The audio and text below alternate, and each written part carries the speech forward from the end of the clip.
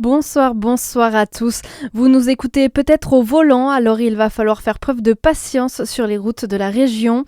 En ce week-end de chasse et croisée sur les routes des vacances, Bison Futé a classé la journée rouge dans la région, dans le sens des départs et orange dans le sens des retours. La circulation est particulièrement dense en Côte d'Or sur les autoroutes A6, A31, A36 et A39. L'effervescence à Champagnole, la commune s'apprête à accueillir le départ de la 15e étape du Tour de France demain. Pour l'occasion, les décorations cyclistes ont fleuri un peu partout dans la ville.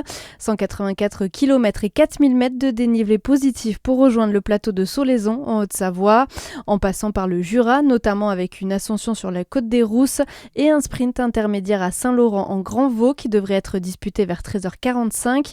Le départ de Champagnole est prévu à 13h10.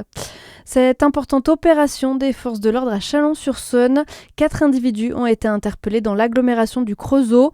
Plus de 45 kilos de stupéfiants, 120 000 euros ainsi que des armes ont été saisis par la section de recherche de Dijon.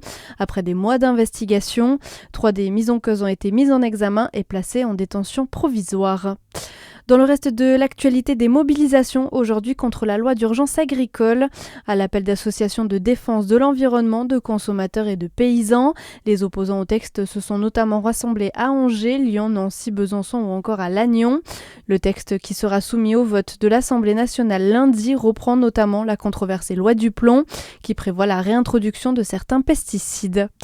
Et puis un 187e et dernier match pour Didier Deschamps. Le sélectionneur des Bleus tire sa révérence ce soir après 14 ans de mandat, à l'occasion de la petite finale de la Coupe du Monde contre l'Angleterre. Avant cette ultime rencontre prévue à 23h à Miami, l'ancien capitaine des Bleus compte un bilan de 122 victoires et 32 défaites, dont la dernière en date contre l'Espagne en demi-finale de ce mondial. Très bonne soirée sur Fréquence Plus.